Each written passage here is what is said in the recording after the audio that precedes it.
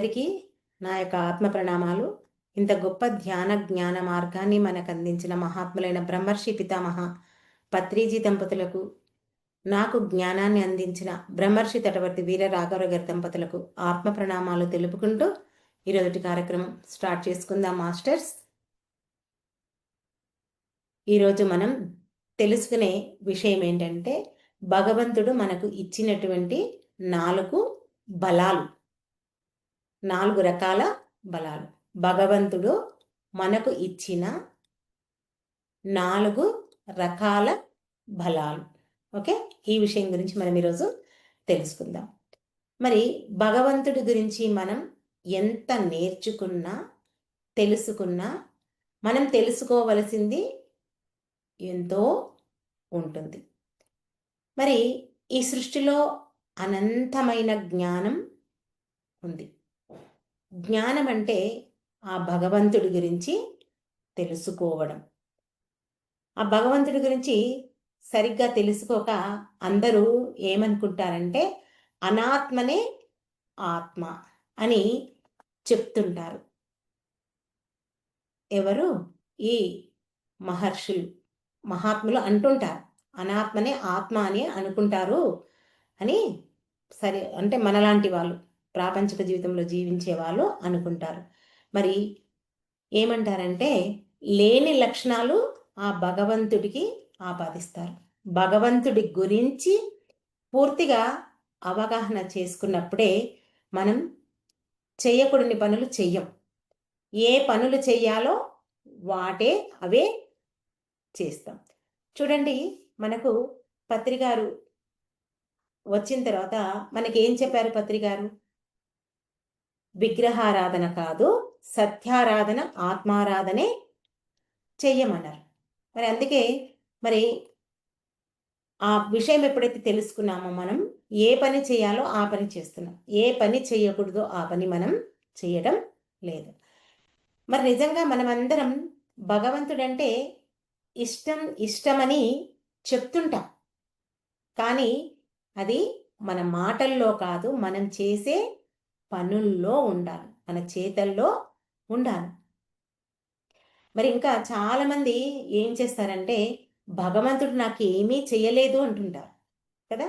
నేను ఇంత కష్టపడుతున్నా, నేను ఎన్ని రకాలుగా ఇబ్బంది పడుతున్నా భగవంతుడు నాకు ఏమీ సహాయం చేయలేదు అంటాడు, నాకేమీ పెట్టలేదు అంటాడు.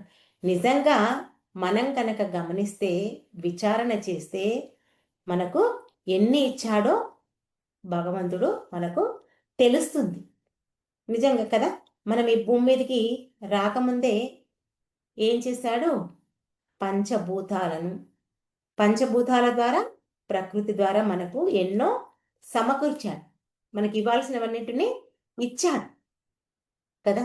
ఇప్పుడు చూడండి, తల్లిదండ్రులు మనకేం చేస్తారు? పుట్టి పెరిగి పెద్దయ్యే వరకు, ఒక వయసు వచ్చే వరకు, పూర్తిగా మన కాళ్ళ మీద మనం నిలుచుండే వరకు మన తల్లిదండ్రులే మనల్ని చూసుకుంటారు. అవునా కాదా? మరి ఎవరి కాళ్ళపై వాళ్ళు నిలబడ్డ తర్వాత తల్లిదండ్రులు పట్టించుకుంటారు, ఏదో చెప్తుంటారు అంతే, కానీ పూర్తిగా పట్టించుకోరు. మరి వారి జీవితం వాళ్ళు జీవిస్తుంటారు. అలాగే మనకు కూడా భగవంతుడు ఎన్నో సమకూర్చాడు.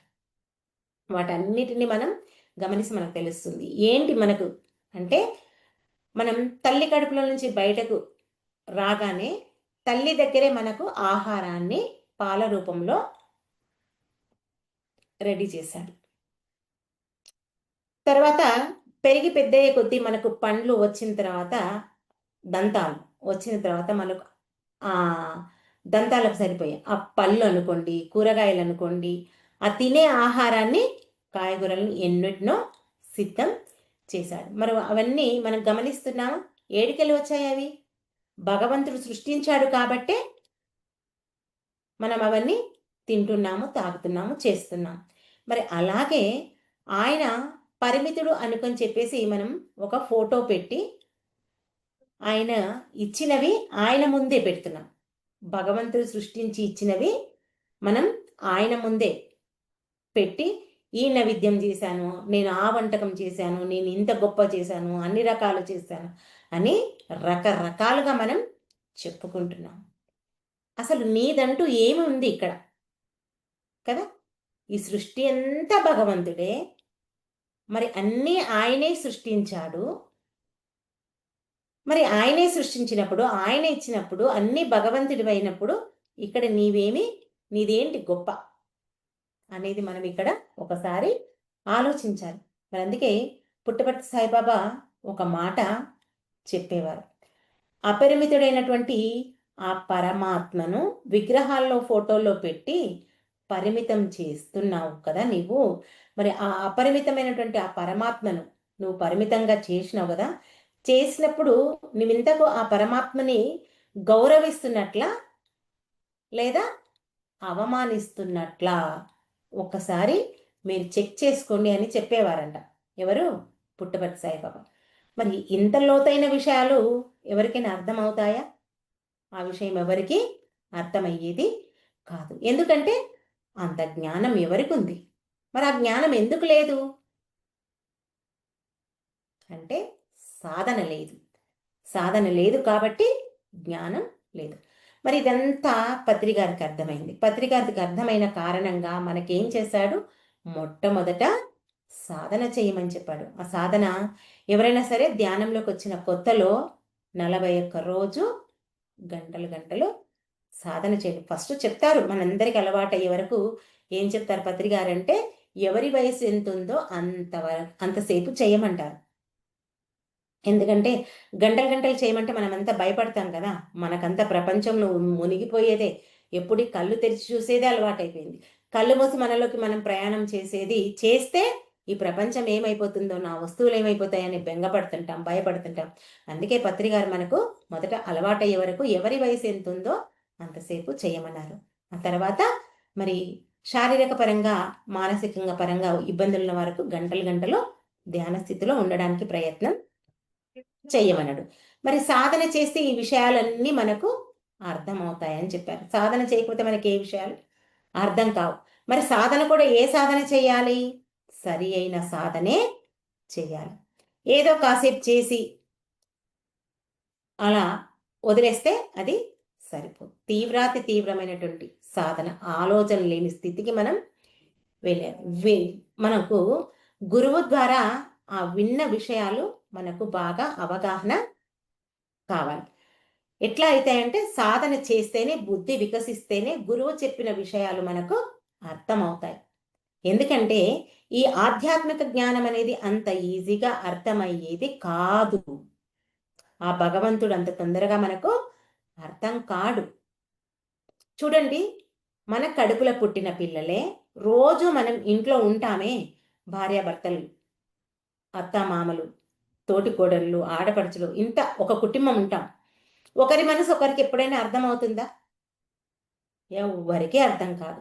మన కడుపులో పుట్టిన పిల్లలదే అర్థం కాదు, మనం కనుక్కున్న తల్లిదండ్రిది అర్థం కాదు, ఎవరిది అర్థం కాదు. మరి అంత తొందరగా భగవంతుడిది మనకి ఎలా అర్థమవుతుంది కదా? పరమాత్ముడు అంటే సృష్టికర్త. మరి ఆయన గురించి నీకు ఎలా తెలుస్తుంది అంటే ఈ సాధన బాగా చేస్తేనే మనకు ఆ భగవంతుడి గురించి పూర్తిగా అర్థం కావడానికి అవకాశం ఉంది. సాధన చేయడం వలనే మన శరీరంలో నాడీ వ్యవస్థ కానీ, ఈ మనస్సు, మైండ్, మేధస్సు ఇవన్నీ శుద్ధి అవుతాయి. ఎప్పుడైతే ఇవన్నీ శుద్ధి అవుతాయో మనం అర్థం చేసుకునే శక్తి పెరుగుతుంది. అంతవరకు మనకేమీ కాదు. ఆ నరాల్లో శక్తి వచ్చి ఆ మేధస్సు పెరిగి మనకు గురువు చెప్పిన ప్రతి విషయం మనకు ఇవన్నీ మనం గమనిస్తే అర్థమవుతాయి. చూడండి, మనం రోజు ధ్యానం చేస్తున్నాం. మరి చెయ్యకముందు మన జీవితం ఎలా ఉండే, చేసిన తర్వాత ఎలా ఉండే? మరి మనం రోజు స్వాధ్యాయం చేస్తున్నాం. మరి ఇంతకుముందు ఇన్ని విషయాలు తెలుసా మనకు? ఈ ధ్యాన మార్గంలోకి వచ్చిన తర్వాతనే మనకు ఇన్ని విషయాలు అర్థం అవుతున్నాయి కదా. ఇప్పుడు ప్రతి ఒక్కటి మనకు అర్థం అవుతుంది. అందుకే భగవంతుడు ఇచ్చిన వాటి గురించి మనం ఎప్పుడైతే తెలుసుకుంటామో అప్పుడు మనకు అన్నీ అర్థమవుతాయి. మరి అన్ని ఎన్నిట్లో మనకు సమకూర్చాడు భగవంతుడు. మనకేమిచ్చాడు? మనసిచ్చాడు, తెలివినిచ్చాడు, బుద్ధిని ఇచ్చాడు, బలాన్ని ఇచ్చాడు, అన్నిటినీ సమకూర్చాడు. మనం అంటామే మన పిల్లలకు, నేనైతే నా వంతు ప్రకారం నా శాయశక్తుల నీకేమేం కావాలో నేను అన్ని సమకూర్చాను రా, నువ్వు ఎంత సంపాదించుకుంటావో ఇక నీ ఇష్టం. మనం అనమా మన పిల్లల్ని? అంటాం కదా. అట్లాగే భగవంతుడు కూడా మనకు బుద్ధి, మనస్సు, తెలివి అన్నీ ఇచ్చాడు, బలాన్ని. మరి ఈ బలాన్ని ఎన్ని రకాలుగా ఇచ్చాడు అంటే 4 రకాల బలాలు ఇచ్చాడు మనకు. అందులో మొట్టమొదటిది శారీరక బలం, రెండవది మానసిక బలం, మూడవది నైతిక బలం, నాలుగవది ఆత్మబలం. మరి మొట్టమొదట మనం శారీరక బలం గురించి తెలుసుకుందాం. మరి శారీరక బలం లేకపోతే మనం ఏ పని చేయలేం, అంతే కదా. మనం చేసే పనులన్నీ శరీరం ద్వారానే చేస్తాం. మరి శరీరం ఏమంటారు, అన్నమయ కోశం లేకపోతే ఆత్మ పని చేయదు. ఈ శరీరం అంటే ఏంది? అన్నమయ కోశం. మరి అందుకే అన్ని చేయడానికి అనుకూలంగానే ఉంది. ఈ అన్నమయ కోశానికి అన్నంతోనే బలం వస్తుంది. ఈ శరీరానికి ఎట్లా బలం వస్తుంది? మనం తినే ఆహారం వల్లనే మనకు బలం వస్తుంది. మనకు మొట్టమొదట కనిపించేది ఈ అన్నమయ కోశమే. ఈ శరీరం మంచిగా ఉంచుకుంటే మనకు చాలా చక్కగా మనం పనులు చేయగలుగుతాం, అంతే కదా. మన శరీరం మంచిగా ఉంటేనే, మన శరీరం మనకు సపోర్ట్ చేస్తేనే మనం చక్కగా పనులు చేయగలుగుతాం. మరి శారీరకంగా కొంతమంది ఎంతో బలవంతులు ఉంటారు కదా. మరి మనం చూస్తే కనుక కొంతమంది హమాలీలను కనుక చూస్తే కనుక వాళ్ళు ఎంతెంత ఏమంటారు 50-100 కిలోల సంచులు మోస్తారు వాళ్ళు, మెట్లెక్కుతారు, దిగుతారు, ఎన్నో రకాలుగా చేస్తారు. మరి వాళ్ళను ఏమంటామంటే వాళ్ళకి అంత బలం ఉంది కాబట్టి వాళ్ళు అలా చేస్తారు అని అంటారు. వాళ్ళకి శారీరక బలం ఉంది కాబట్టి వాళ్ళు. ఇంకో మాట ఏమంటారు, వాళ్ళకి బలం ఉంది కాబట్టి చేస్తారు. ఆ మాట కరెక్టే, కానీ ఏమంటారంటే వారికి అలవాటు కాబట్టి చేస్తారు అంటారు. ఈ శరీరానికి ఎలా అలవాటు చేసుకుంటే అలా అలవాటు అవుతుంది. కొంతమంది ఉంటారు ఏదైనా పని చెప్తే నాకైతే ఏది చేత కాదప్పా, నేనైతే ఏ పని చెయ్యను, నాకు ధ్యానం ఒకటే తెలుసు, ధ్యానం చేసుకుంటూ ఉంటాను అని చెప్పి ఏమీ చేతకాని వాళ్ళలాగా ఉంటారు. అంటే ఒక రకంగా చెప్పాలంటే ఒక శిథిలమైన ఒక ఇల్లు అనుకోండి, లేదా ఏదైనా వస్తువు శిథిల పడిపోయింది అంటారు చూడండి, అట్లా శిథిల పడిపోయిన ఆ వస్తువు ఎట్లా ఉంటుందో వీళ్ళు కూడా అలా ఉంటారు. అలా శిథిలపడిపోయిన ఆ వస్తువు ఎట్లా ఉంటే ఈ మనిషి గనక అట్లా ప్రవర్తిస్తే, శిథిలమైన బంగ్లా ఉంటే చూడండి, ఆ విధంగా మనుషులు కొంతమంది ప్రవర్తిస్తారు. అలా ప్రవర్తించిన మనుషులలో ఆత్మ ఉండడానికి ఆసక్తి చూపించదంట. ఆ శరీరం నుంచి పక్కకు తప్పుకుంటుందంట. అర్థమైంది కదా. ఆ శరీరం నుంచి ఆత్మ తప్పుకుంటుందంట. అందుకే అలా ఉండొద్దు. అందుకే శరీరాన్ని కూడా మనం చాలా జాగ్రత్తగా ఉంచుకోగలిగాం.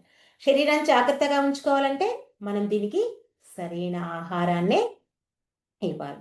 సరైన ఆహారం ఇస్తేనే ఇది బలంగా ఉంటుంది. ఎక్కువ తింటే బలం అనుకుంటారు, ఎక్కువ తింటే బలం రాదు, ఆయాసం అవుతుంది. సరైన ఆహారం తీసుకుంటేనే మనకు, శక్తివంతమైన ఆహారం తీసుకుంటేనే మనకు బలం వస్తుంది. మరి ఇంకా కొంతమంది చెప్తారు మాంసం తింటే బలం వస్తుంది అని. సాటి జీవిని హింసించి నీవు ఎప్పుడూ బలాన్ని తెచ్చుకో, నీ కర్మలే చుట్టుకుంటాయి, అంతకు తప్ప నీకేమీ రాదు. ఇంకా కుంభాలు తింటే ఈ శరీరం బలంగా ఉంటుందని, శరీరం బరువెక్కుతుంది తప్ప భుక్త ఆయాసంతో ఇదైపోతావు తప్ప నీకు ఇక్కడ కూడా బలము రాదు. అందుకే భగవద్గీతలో శ్రీకృష్ణ భగవానుడు చెప్పినట్లు యుక్తాహార విహారస్య యుక్త చేష్టస్య యుక్త స్వప్నావబోధస్య యోగో భవతి దుఃఖః. ఇదే కదా శ్రీకృష్ణ భగవానుడు భగవద్గీతలో చెప్పింది. సరి అయిన ఆహారం తినడం వల్ల శరీరం పుష్టిగా ఉంటుంది. ఎందుకంటే శరీరం బలంగా ఉంటే నువ్వు ఏ పైనైనా చేయగలుగుతావు, లేకుండా చేయగలుగుతావా? శరీరం మంచిగా ఉంటేనే సాధన కూడా చేయగలుగుతాము. శరీరం మంచిగా లేకపోతే ఒక తలనొప్పి వచ్చినా, కాలు నొప్పి వచ్చినా, బాడీ అనీజ్గా ఉన్నా, కూర్చోలేకపోయినా మనకి ఎక్కడ మన మనసు ధ్యానంలో కూడా మనల్ని కూర్చోనియదు. అందుకే మనం ఈ శారీరక బలాన్ని అంటే శరీరాన్ని చక్కగా ఉంచుకోవాలి అని ఈ శారీరక బలం గురించి. మరి నెక్స్ట్ మానసిక బలం. ఇది ఎప్పుడు వస్తుంది అంటే మానసిక బలం చంచలం లేకుండా నిశ్చలంగా ఉన్నప్పుడు మనకి ఈ మానసిక బలం వస్తుంది. అయితే ఇక్కడ మరి ఈ నిశ్చలం కావాలంటే మన మనస్సును కాసేపు ఒకదాని మీద కాసేపు ఒకదాని మీద మన దృష్టిని కేంద్రీకరిస్తే ఎట్టి పరిస్థితుల్లో మనకు ఈ చంచలమైన మనస్సు నిశ్చలం కాదు కాదు. పత్రి గారు చెప్పినట్లు శ్వాస మీద ధ్యాస ఉంచాలి. ఎలా ఉంచాలంటే పత్రి గారు ఒకే మాట చెప్తారు. మీ పాదాలను రెండు క్రాస్ చేయండి, వేలలో వేలు పెట్టుకోండి, కళ్ళు మూసుకోండి. మీ శరీరాన్ని లాక్ చేసి ఉంచినప్పుడే ఆ విశ్వశక్తి మీ లోపలికి ప్రవేశిస్తుంది. మరి ఎంతో మంది ఎన్నో రకాలుగా ఈ ధ్యానాన్ని చేస్తారు, కానీ మీకు అక్కడ శక్తి రాదు. మీ మనస్సు పనిచేయని స్థితిలోనే మీకు శక్తి వస్తుంది. మధ్యలో కళ్ళు తెరిచినా మీకు శక్తి రాదు. కాబట్టి మీరు ఎట్టి పరిస్థితుల్లో ఈ మూడింటిని కాళ్ళు, చేతులు, కళ్ళు లాక్ చేసి ఉంచితేనే మీకు శక్తి వస్తుంది. అప్పుడు కూర్చున్నప్పుడు ఆ శ్వాస మీద ధ్యాస పెట్టినప్పుడు మనసు పనిచేయని స్థితిలో ఉన్నప్పుడు ఆ నిశ్చల స్థితికి వస్తుంది. మరి ఇక్కడ మనకు పతంజలి మహర్షి అష్టాంగ మార్గం చెప్పాడు. ఆ అష్టాంగ మార్గంలో ధారణా శక్తి చెప్పిండు. ధారణా శక్తి కూడా అంటే ఇదే. ఒక దానిపైన మనం అంటే ఇప్పుడు మనం శ్వాసనే గమనిస్తున్నాం. ఆ శ్వాస మీద ధ్యాస పెట్టాలంటే ఎవరైనా సరే 2 నిమిషాలు పూర్తిగా దానిపై ధ్యాసను కేంద్రీకరించాలి. అప్పుడు ఆ 2 నిమిషాలు పెట్టగలిగితే నీకు ధారణా శక్తి ఉన్నట్లే. ఏదైనా ఒక పని చేస్తున్నాం, పని చేసినప్పుడు కాసేపు ఒక పని కాసేపు ఒక పని చేసి అయిపోతుందా? మనకు అయిపోదు.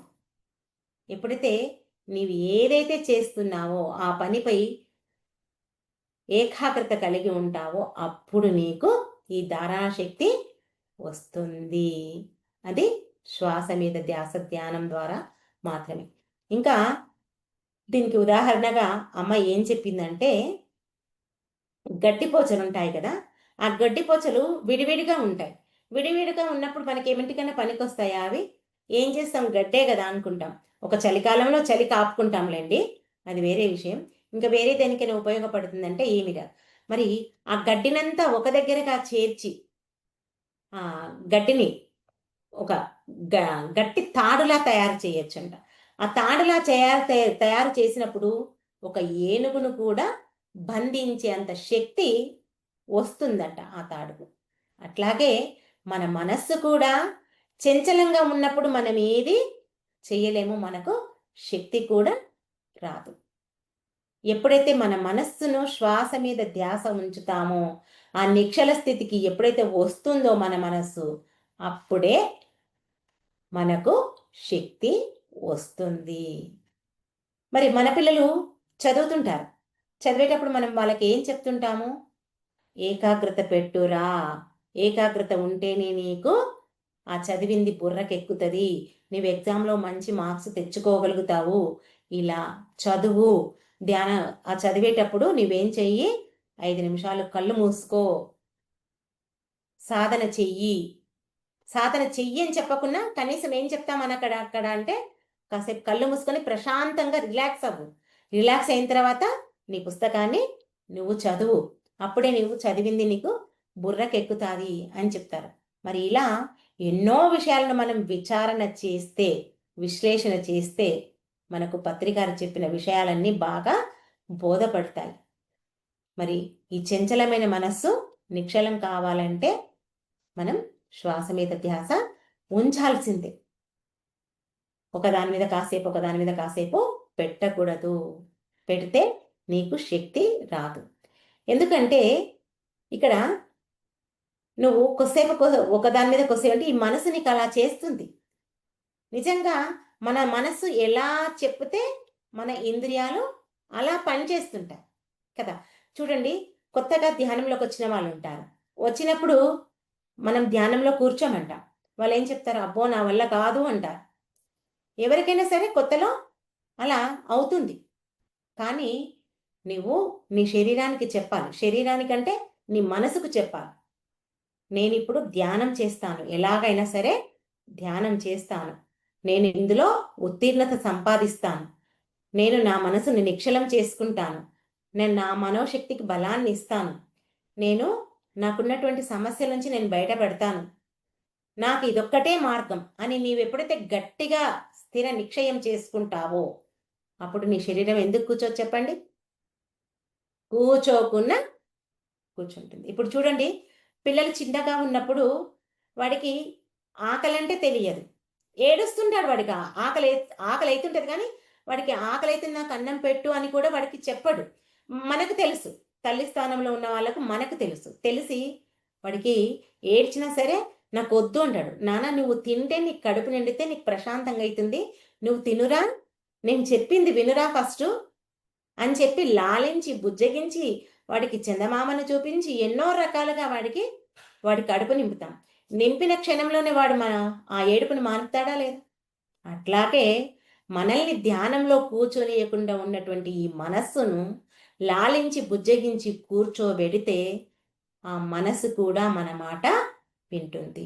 మన మనసు మన మాట ఎప్పుడైతే వింటుందో మనకు ఈ మానసిక బలం వస్తుంది. అర్థమైందా?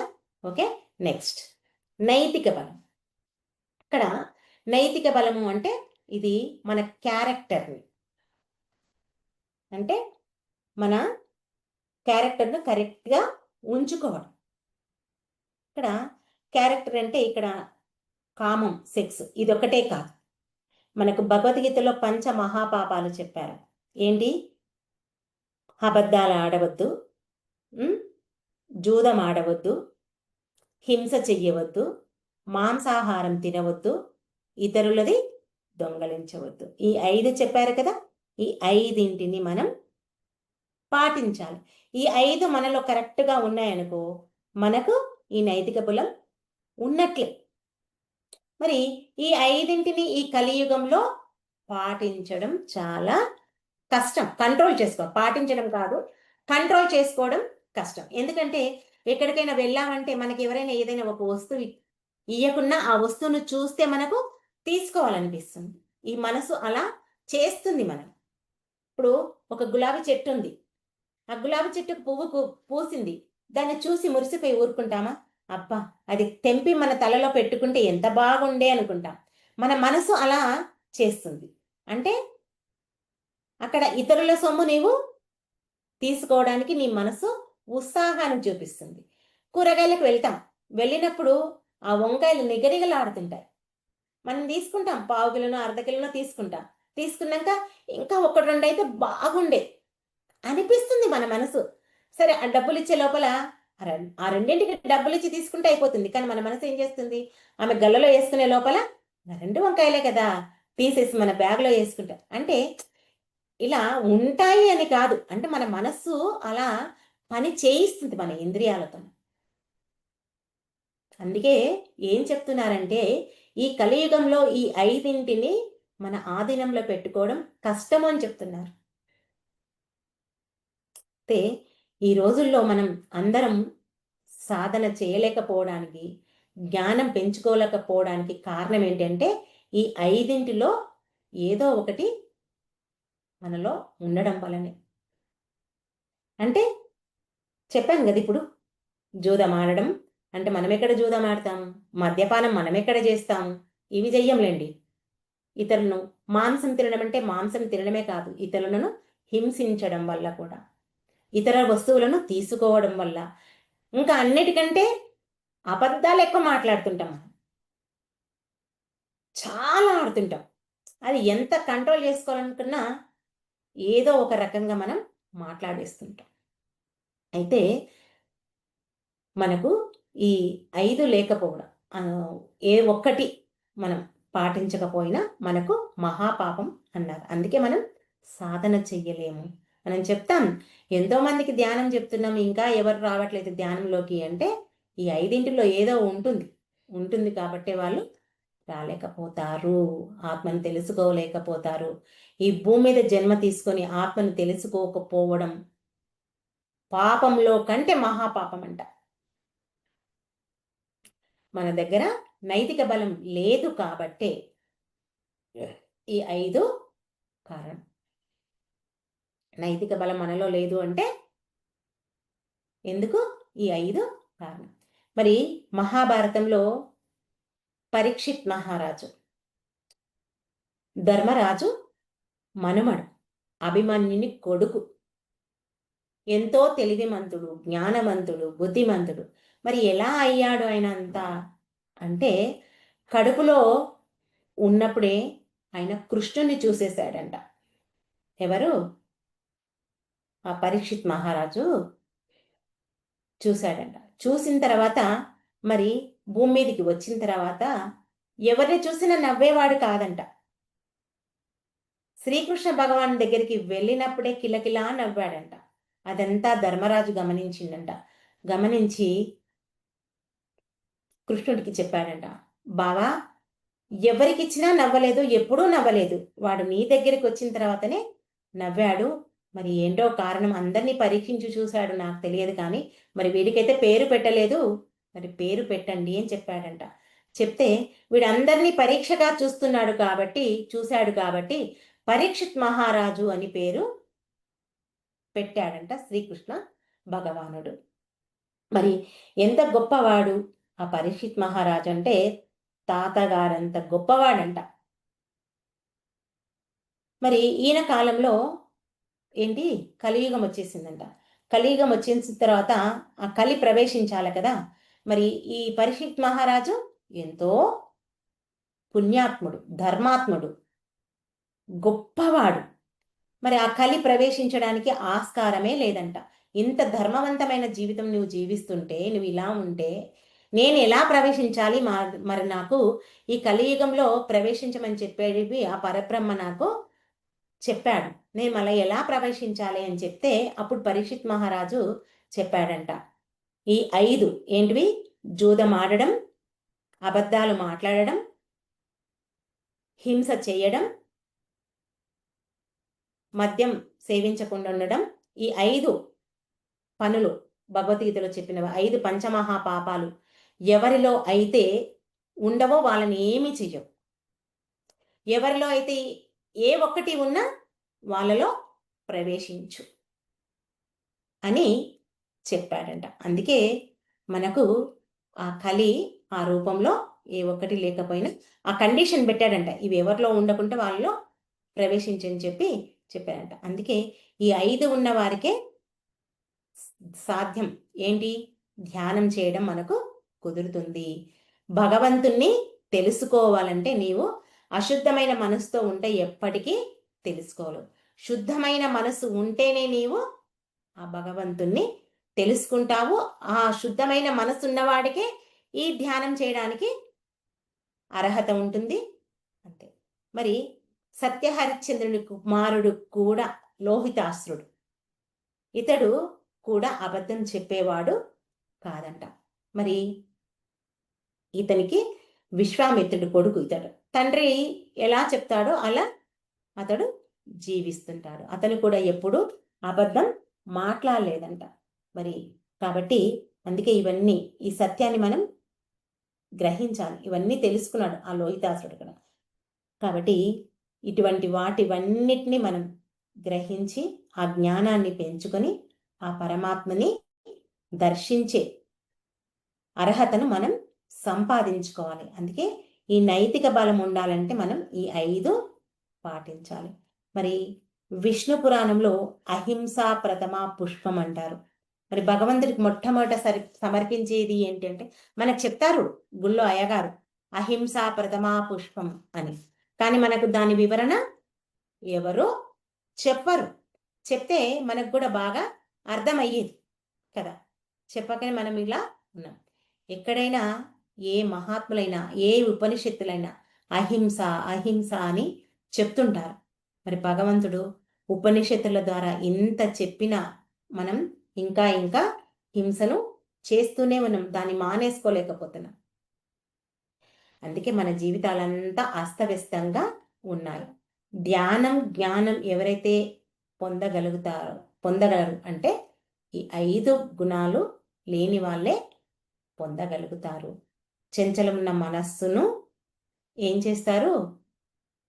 గురువును వదిలేస్తారు. నిశ్చలంగా ఉన్న మనస్సు ఉన్న వాళ్ళే గురువును చక్కగా పట్టుకుని ఆ జ్ఞానాన్ని పొందుతారు, సాధనలో ముందుకు వెళ్తారు. అందుకే మనకి 4 ఉండాలి అంటారు. మరి అందుకే చిట్ట చివరిదైనటువంటి ఆత్మబలం. ఈ ఆత్మబలం నువ్వెంత సాధన చేస్తావో, ఎంత జ్ఞానం పొందుతావో, నీ ఆత్మ అంత శక్తివంతం అవుతుంది. అంతే కదా? సాధన చేసి శక్తి వస్తుందని తెలుసు మనకు. మనం ఎంత చేస్తే అంత శక్తి వస్తుంది. మరి త్రిమూర్తులను శాసించేంత శక్తివంతులు అవుతారంట మహర్షులు, ఋషులు. మరి వీళ్ళకి అంత శక్తి ఉంటుంది, అంత జ్ఞానం ఉంటుంది. అందుకే ఈ సాధన జ్ఞానం అనేటివి 2 ఉండేటివి. ఈ 2 ద్వారానే మనకు ఆత్మబలం పెరుగుతుంది. అలాంటి వాళ్ళు సృష్టిలో ఎవరినైనా శాసించగలరు. మరి మనం చూస్తే కనుక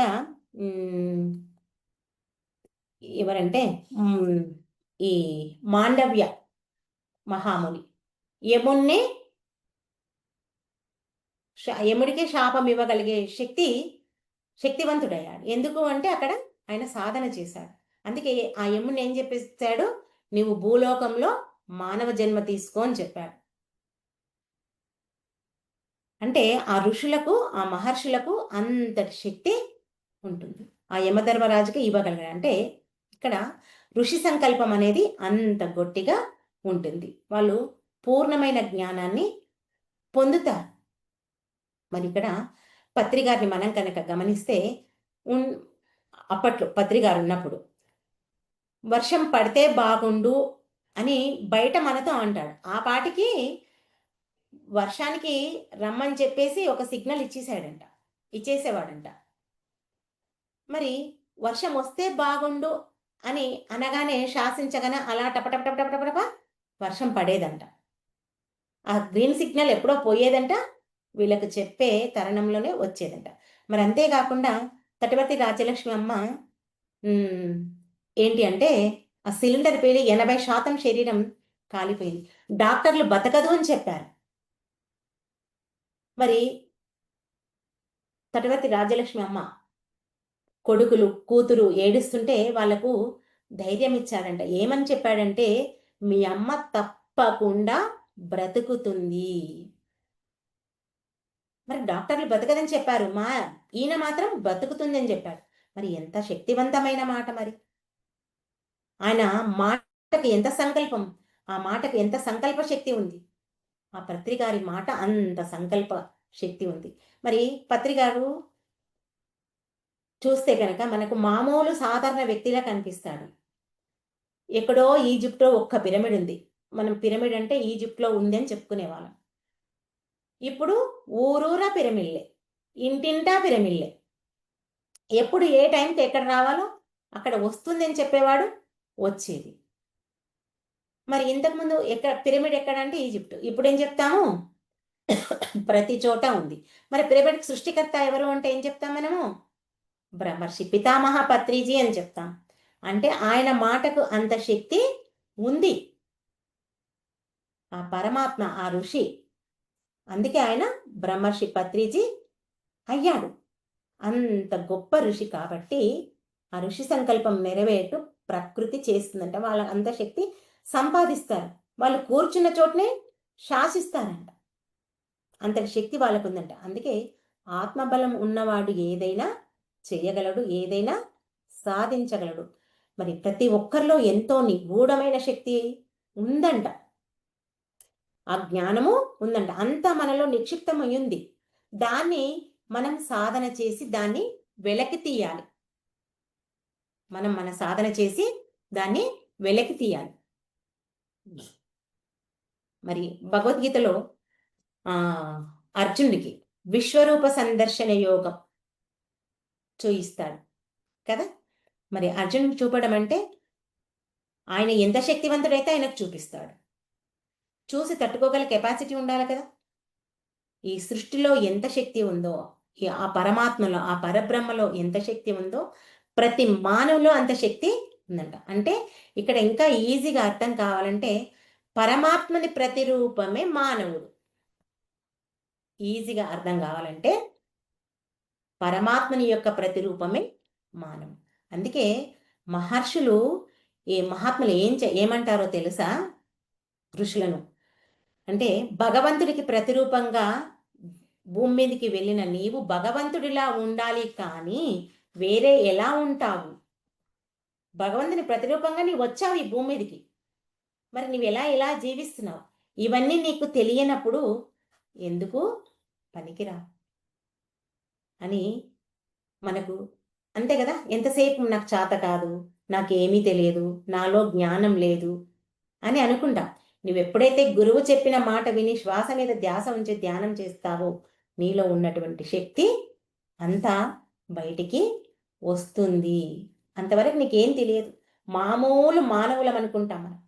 అందుకే ఇక్కడ వివేకానందుడు ఏమంటాడంటే, నీలో బలహీనత ఏమి అంటే నేనేమి చెయ్యలేను, నాకేమి తెలియదు, నేనేమి సాధించలేను అని అనుకుంటావు. అది కేవలం నీలో ఉన్నటువంటి అజ్ఞానమే, అజ్ఞానం కారణంగానే నీవు అలా అనుకుంటావు. అంతకు తప్ప ఇక్కడ ఏమీ లేదు. మరి నీకు ఆ జ్ఞానం రావాలన్నా, ఆ శక్తి పెరగాలన్నా నీవు ఇక్కడ సాధన చేయాల్సిందే. సాధన చేస్తే మరి నీవు ఆ శక్తిని సంపాదిస్తావు. మరి చూడండి, సృష్టిలో ఎన్నో రకాల జంతువులు ఉన్నాయి, కానీ ఎక్కడ ఎవరికి ఈ ధ్యానం చేసే అర్హత లేదు.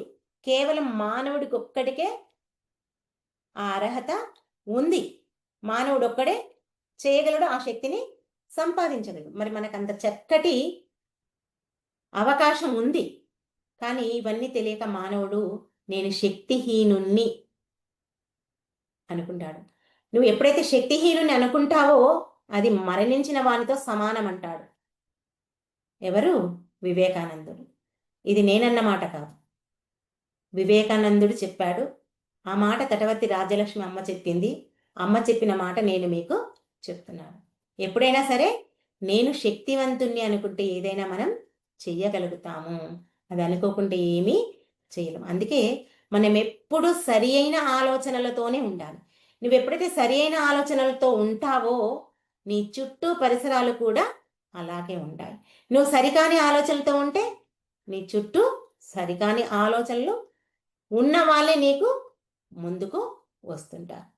చూడండి, మనం ఒక గుడికి వెళ్తాం. గుడికి వెళ్ళినప్పుడు ఎలా ఉంటుంది మన మనసు? ఎంతో ప్రశాంతంగా ఉంటుంది. అదే ఒక హాస్పిటల్కి వెళ్ళాం, లేదా ఒక యుద్ధం జరిగే ప్లేస్కి వెళ్ళాం, లేదా ఒక కొట్లాట అయ్యే దగ్గరికి వెళ్ళాం, అప్పుడు మన మనసు ఎలా ఉంటుంది? ఎంతో అలజడి, భయము, ఏమీ చేయలేని శక్తిహీనుల్లాగా మనం ఉంటాం కదా. అంటే నెగిటివ్ ఎనర్జీ అనేది అంత పని చేస్తుంది అని ఇక్కడ మనం చూసుకోవాలి. కాబట్టి మన మనసు ఎలా ఉంది, మనం ఎలాంటి ప్రదేశానికి పోవాలి, మనం ఎలా జీవించాలి అనేది ప్రతి ఒక్కటి విచారణ చేస్తూ తెలుసుకుంటూ ఉండాలి. ఇక్కడ మనం ఒకటే ఒక విషయం ఏంటి గుర్తుపెట్టుకోవాల్సి అంటే, నేను ఎంతో శక్తివంతుణ్ణి, నేను ఏదైనా చేయగలను, నాలో అంత శక్తి ఉంది అని చెప్పేసి పదే పదే మనకు మనం గుర్తుపెట్టుకోవాలి. అప్పుడే మనం ఈ శారీరక బలము, మానసిక బలము, నైతిక బలము, ఆత్మబలం అన్నిట్లో శక్తివంతులం అవుతాము. గురువు చెప్పిన మాట మీద ఎరుకతో ఉంటాము. ఉండడమే కాకుండా ఆ నాలుగింటిని సంపాదించుకుంటాం. అది కేవలం శ్వాస మీద ధ్యాస, ధ్యానం ద్వారా మాత్రమే మనకు సాధ్యం అవుతుంది. అందుకే మనమంతా ప్రతిరోజు ఈ శ్వాస మీద ధ్యాస ఉంచి ధ్యానం చేసి జ్ఞానాన్ని పెంచుకొని మనలో ఉన్నటువంటి ఆ ఆత్మబలాన్ని బయటకి తెద్దాం. ఓకే మాస్టర్స్, ఈ అవకాశం నాకు ఇచ్చినందుకు మీ అందరికీ నా యొక్క కృతజ్ఞతలు. Thank you, thank you, thank you. Okay masters, అందరం ఒక 2 నిమిషాలు ధ్యానంలో కూర్చుందాం.